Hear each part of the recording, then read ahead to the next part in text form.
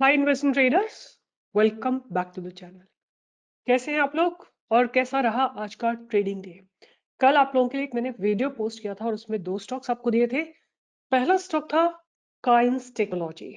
Let's just have a look how did it do. Chart आपके सामने लगा हुआ है, देख सकते हैं आज क्या शानदार ब्रेकआउट आया, right? And if you understand, this is called research. This is called research. जब आपको स्टॉक दिया जाए, चले वो stock. Look at the beautiful breakout the stock has given. आज के दिन इसने आपको 2 से 3% का मूव दिया है। ये 6000 से ऊपर का स्टॉक है और 6142 से चल के इसने 6356 का हाई लगाया है। आज के दिन आपको 2-2.5% का मूव देखने को मिला है। दूसरा स्टॉक मैंने दिया था आपको PB Fintech, right, which is Policybazaar. How look at policy बाजार।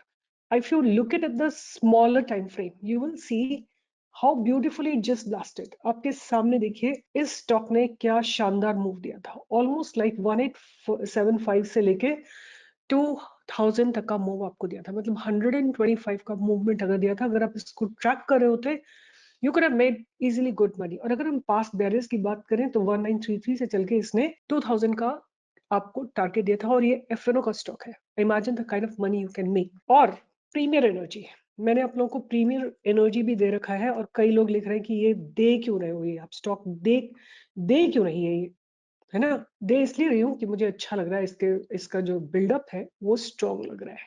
आप देखिए आज भी इसने ब्रेकआउट दिया है। जो मैंने आपको बोला था कि 1265 को टच करेगा, इनफैक्ट 1278 को टच करके नीचे आ गया, बट अब on a closing basis it has to stay above 1280।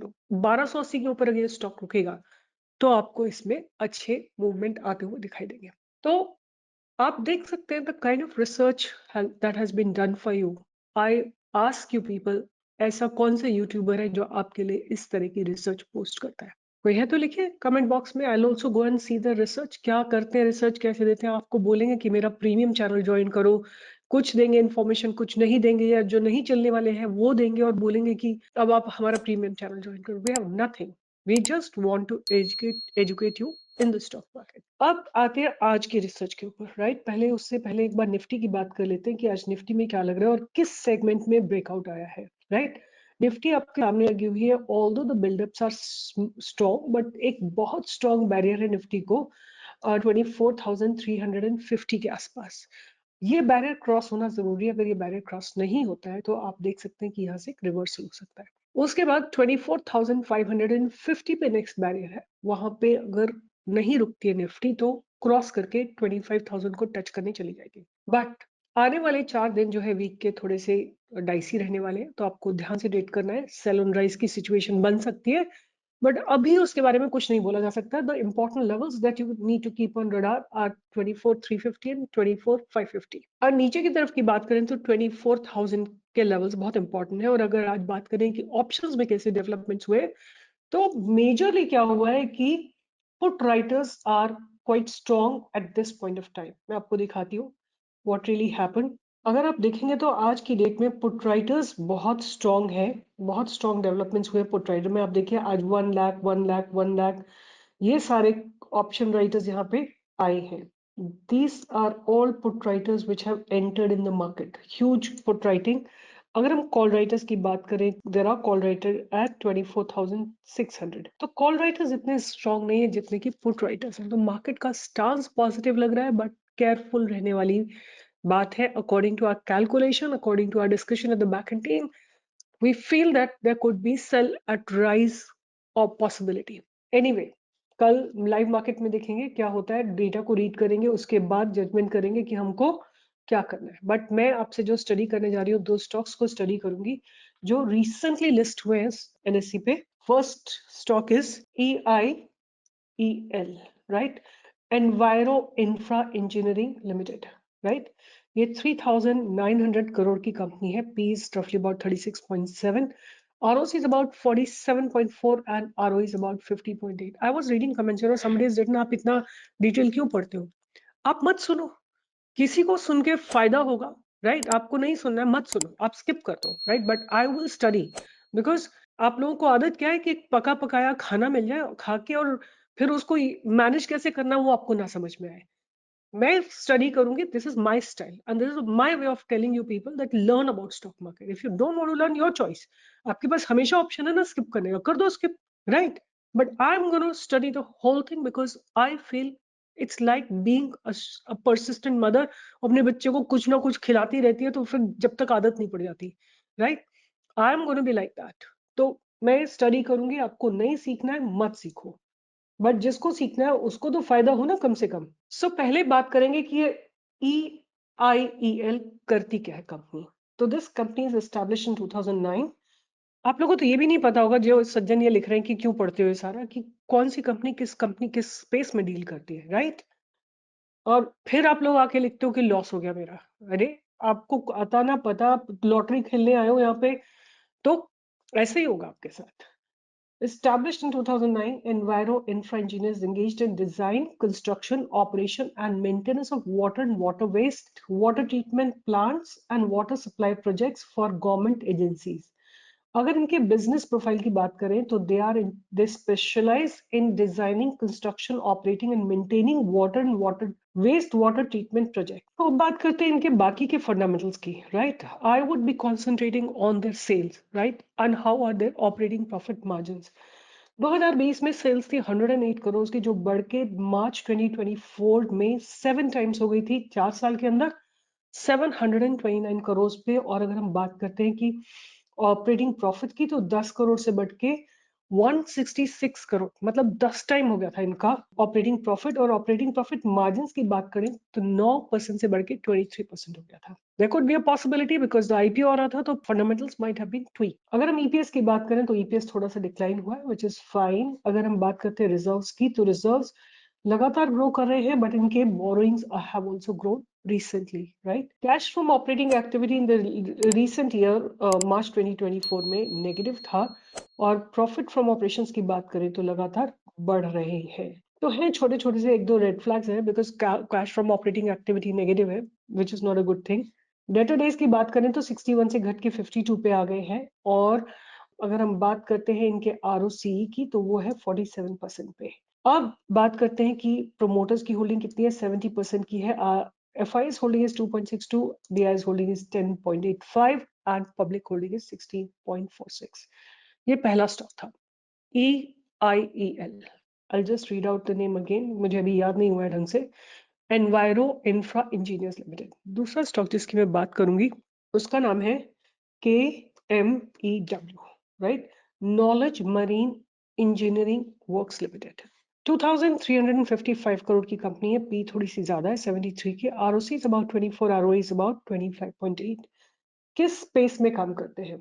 This company was incorporated in 2015. Knowledge Marine and Engineering Works Limited provides dredging services, owning and operating marine craft, and repairing, maintaining, and refitting marine crafts and marine infrastructure. अगर बात करते हैं कि क्या क्या इनके नए segments हैं जिसमें ये एंटर कर रहे हैं, तो cutter, suction, dredgers, national waterways contracts, fishing harbour, dam and river distillation. और अगर इनके क्लाइंट्स की बात करें तो डोमेस्टिक में इनके क्लाइंट्स हैं Deendayal port authority, Haldia port authority, Kolkata port authority, Paradip, Vizag, dredging corporation, RKAC, etcetera. और अगर इंटरनेशनल क्लाइंट्स की बात करें तो Kaladan multi modal transit transport project, Myanmar, and sand mining in Bahrain, ये इनके क्लाइंट्स हैं। ऑर्डर बुक की बात करें तो the company got new order of 694 crore, unexpected executed order worth 164 crore. और अगर हम रेवेन्यू ब्रेकअप की बात करें तो ड्रेजिंग से इनके 94% आते हैं और अदर एंसिलरी से अबाउट 6% आते हैं। बाकी के भी चल के देख लेते हैं what exactly is happening. Sales 16 crore से बढ़ के 96 करोड़ पे आ गई है और ऑपरेटिंग प्रॉफिट मार्जिन 41 से 39% पे आ गए हैं, तो थोड़ा सा डिक्लाइन हुआ है। नेट प्रॉफिट की बात करें तो 4 करोड़ से बढ़ के 23 करोड़ पे आ गए हैं नेट प्रॉफिट। और EPS की बात करें तो रिसेंट क्वार्टर में 8 से बढ़ के EPS 21.73 पे आ गए। और ईयर एंड ईयर की बात करें तो इनकी जो सेल्स थी 2018-19 में 11 करोड़ की थी, वो बढ़ के 115 करोड़ पे आ गई है। और ऑपरेटिंग प्रॉफिट्स बात करें तो 3 करोड़ से बढ़ के 51 करोड़ पे आ गए हैं। ऑपरेटिंग प्रॉफिट मार्जिन्स की बात करें तो 24% से बढ़ के 33% तक आ गए। नेट प्रॉफिट की बात करते हैं तो 1 करोड़ से बढ़ के नेट प्रॉफिट जो है 32 करोड़ पे आ गए हैं इन द लास्ट 6 इयर्स। और अगर हम ईपीएस की बात करें तो ईपीएस इनकी रोबस्ट है 43, 36 and 29 which is decent. Reserves की बात करें तो रिजर्व्स ग्रो कर रहे हैं, इवन इनके बोरोइंग्स ग्रो कर रहे हैं और cash from operating activity positive है। प्रॉफिट्स ग्रो कर रहे हैं लगातार और अभी इनका recently net cash flow was negative.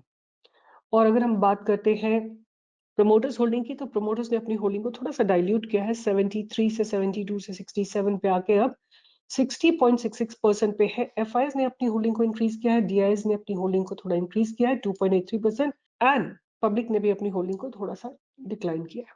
तो ये दोनों थे आपके साथ जो मैंने प्राइस स्टडी किया। अब बात करेंगे कि इनका स्ट्रक्चर कैसा लग रहा है। तो सबसे पहले बात करेंगे EIEL की। This is EIEL, right. इसका जो आईपीओ है कल ही के दिन आया है। आपको इसकी फर्स्ट कैंडल को मार्क करके रखना है और आज की डेट में एक ही दिन के अंदर इसमें अच्छी खासी बाइंग आती हुई दिखाई दी है, right.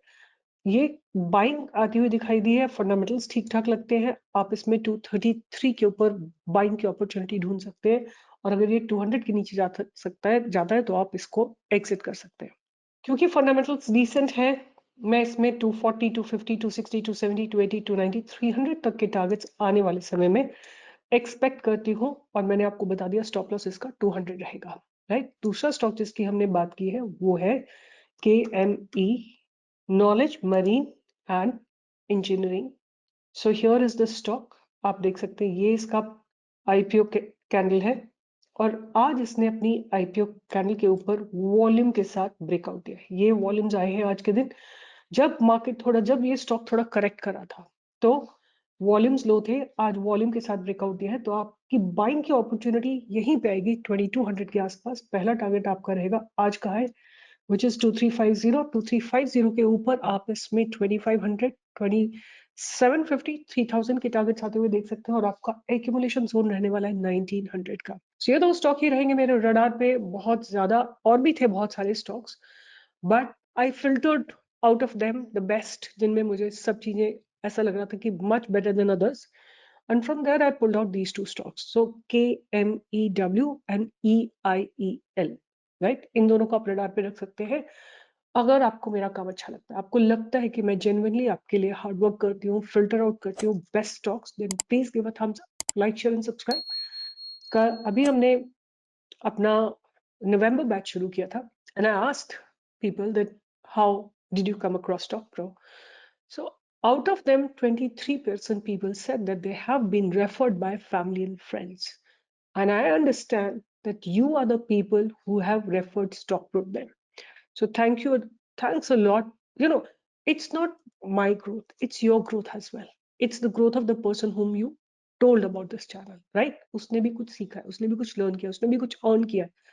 So it's not the growth that I am having in the form of more views, but it is in the form of more people becoming financially independent.